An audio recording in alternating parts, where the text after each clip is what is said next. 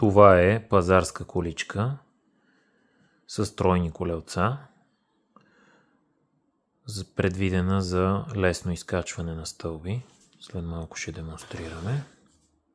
Това е количката. Така се захваща коша. Всъщност това са колелцата. Количката се движи по този начин. И сега ще демонстрираме как качва стълби. Сега ще демонстрираме самата система за изкачване на стълби. Количката, когато е на прав път, се задвижва от тези две колелца.